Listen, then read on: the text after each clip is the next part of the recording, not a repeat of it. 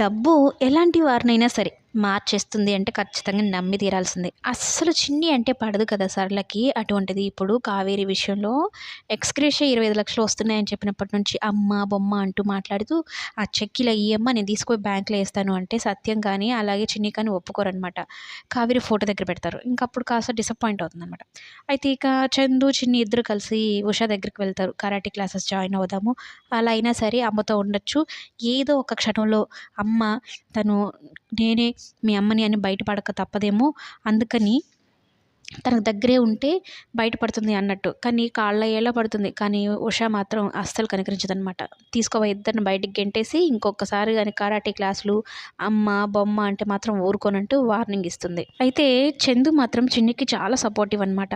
చిన్ని అలా బాధపడుతుంటే చూడలేక బాలరాజు దగ్గరికి వెళ్ళి, చిన్ని ఆ ఉషా టీచర్‌ని చూస్తే చాలా హ్యాపీగా ఫీల్ అవుతుంది. తనని అమ్మ అనుకుంటుంది.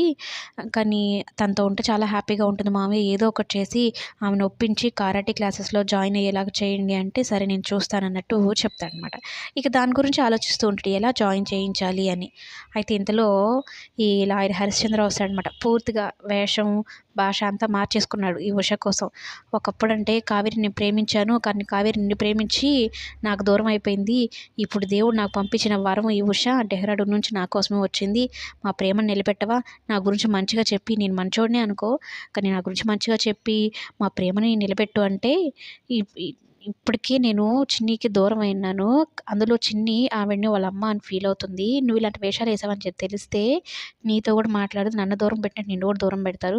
అవసరమా ఇవన్నీ పనులు చూసుకున్నట్టు చెప్తారనమాట. అయితే ఇంతలో స్కూల్‌కి వెళ్తూ ఉంటారు. ఒక్కసారిగా పెద్ద ట్విస్ట్ ఎదురవుతుందనమాట.